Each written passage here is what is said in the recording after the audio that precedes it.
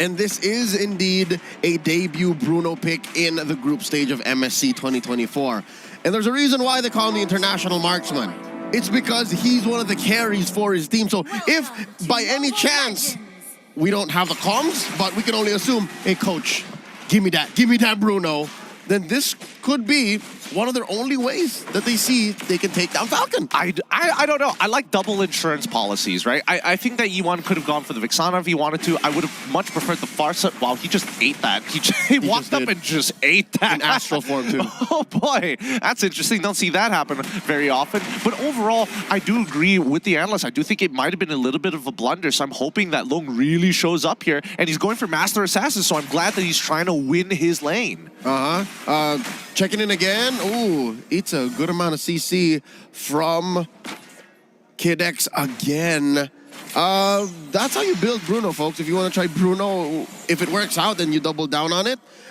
Interesting to see that Falcon Esports still committing onto that Ruby. They really like the Ruby. Yeah, they do quite like the Ruby. I mean, it's all about sustain, right? CC, Ruby generally does the same thing. You're looking for that pick in that backline. You're trying to clump them up as much as possible, and then you just, instead of like raw tanking it, you just have enough spell vamp to keep yourself alive. And I think that for now, Dax, I mean, not going to find that first blood just yet, but it looks like the mid duo is really struggling here from Xyg. Up top, you do see these two gold laners taking their time.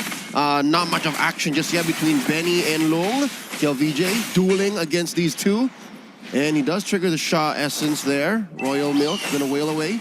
Get some gold from this tier 1 down bottom. Really good read coming in from Xyg. They respond to the potential dive here, and Xyg honestly doesn't take too much damage. His team bails him out of that situation, and if they can find PX7 here, that would be the most ideal just before he hits level 4. You can feel the urgency of these mid laners. They want to go and get that level 4 sooner. Kill?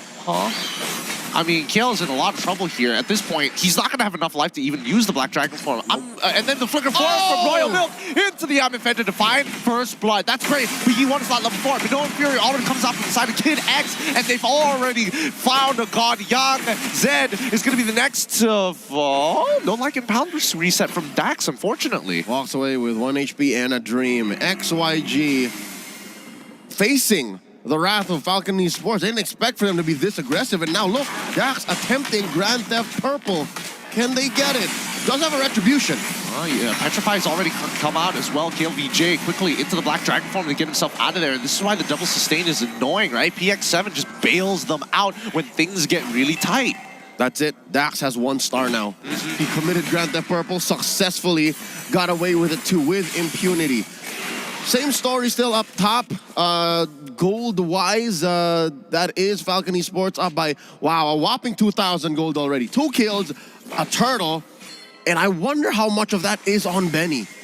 Well, let's have a look here. Wow, 500! Oh, okay. That's not too bad. That's not too bad. Trickle-down economy. It is a trickle-down effect, right? And you can see that, like, every single motions on the map have costed them something. Even for PX7, he is quite significantly ahead against E1. He's 2 levels up on E1 right now, and all because a bad turtle fight, and more importantly, didn't hit level 4 on time by the EXP lane.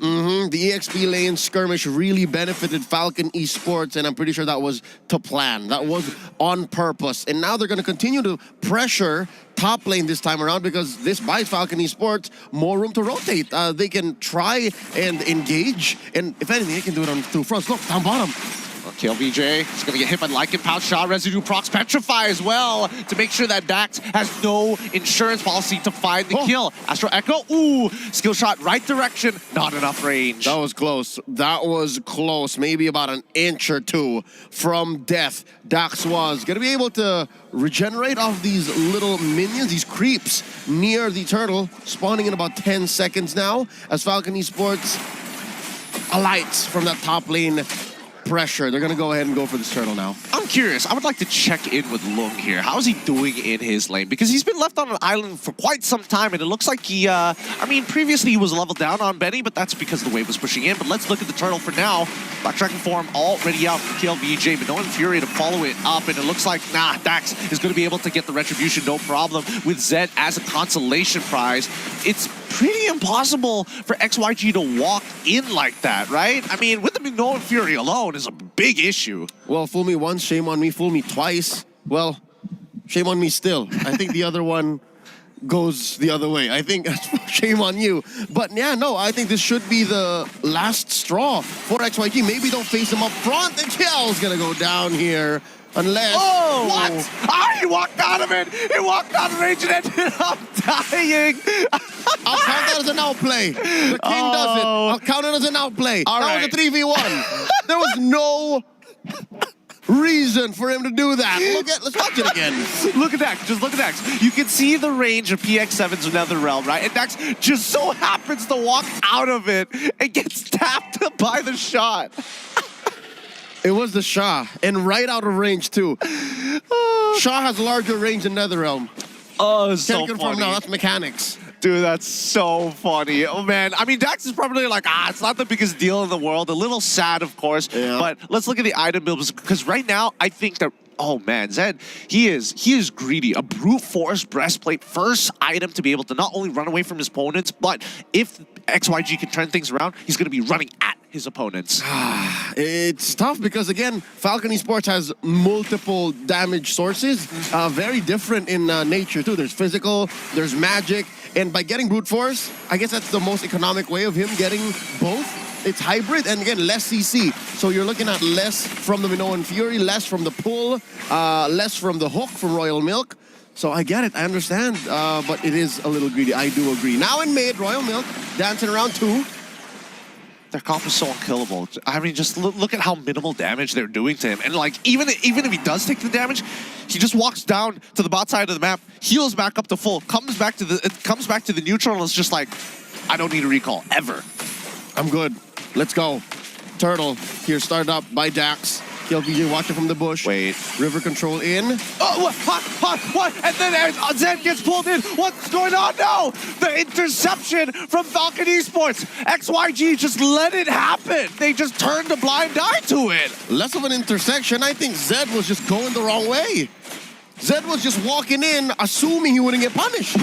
I mean, he flickered out of there. I think they didn't read the situation right. That's the only way that we can explain this. You can almost see it in Zed's face. Like, how could I have let that happen?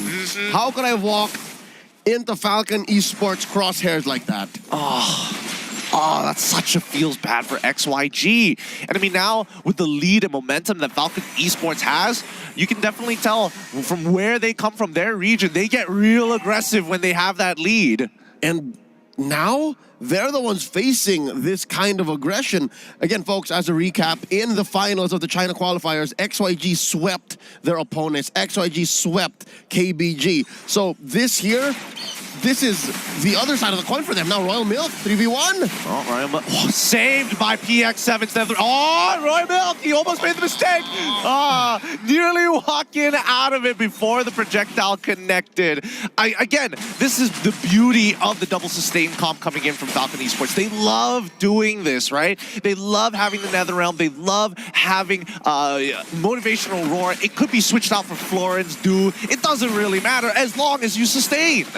And even without those supports, all of them have some level of sustain. Benny with the shields, Dax with the lifesteal, Royal Milk with the ungodly amount of lifesteal and spell vamp as well. 5-1, 6K gold lead ahead for Falcon Esports. XYG is gonna struggle to keep this turret. I mean, they can fight if they want to, but they find the I'm offended flicker backwards, and it's too late. The Minoan Fury stops any aggression from XYG, and even KLBJ, he hunkered around for a little too long, and the Netherrealm is going to keep everybody alive. How many chain kills can you get? And it looks like XYG admit, okay, we're only giving you 2. We can't give you any more, man. Uncle, I call Uncle, and they back off.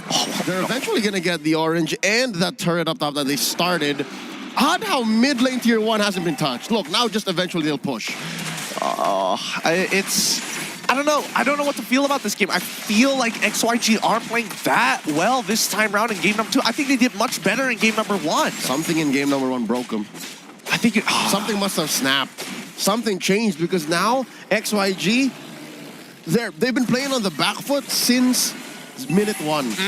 There were small outplays, small little mechanical, double 2 steps here, but Falcon Esports have been calling the shots. They've been setting the tempo and the pace, and XYG aren't ready to dance. Yeah, it's so true. I mean, let's look at the items first before we continue the subject, right? Because now we finally see fully completed boots from Lung. He was greeting out with the Haas Claw into the Berserker's Fury, and I think he's going to go into the Malefic Roar as his third, but it's kind of late now that Benny has the Holy Crystal, so he still can't win that 1v1 if given the chance. Yep, and the Radiant Armor and God Yang and Zed, sure, it'll help you from PX7 and Benny, but what about Dax and Royal Milk? Now that Dax is the Endless Battle too, you're playing with true damage. It's a little tough here, but let's see whether an inhibitor falls, right? They've got synchronized waves. They're all pushing at the same time. It's really stretching out XYG and E1. He's so low. Look, he's already down 50%. Here comes the Black Dragon farm because KLVJ needs to force them away to protect these inhibitors. They don't want checkmate angle this early on into the game, but Falcons one last wave up on that top side and maybe cracks it open. Yes, gets it open just in time, and now they back away. Checkmate angle set up. All according to plan. About 2 minutes until another Lord comes through with a contest from XYG far from the horizon. They can't even think of defending here because they have to watch out. You can engage. I mean, God, yeah, he tries to get on out of there with the Primal Wrap, ends up getting punished too with the I'm Offended, and that's going to be GG. Well played as FCON1 has just landed. The crystal going to get cracked open after Dax gets the Maniac. Falcon Esports does it again.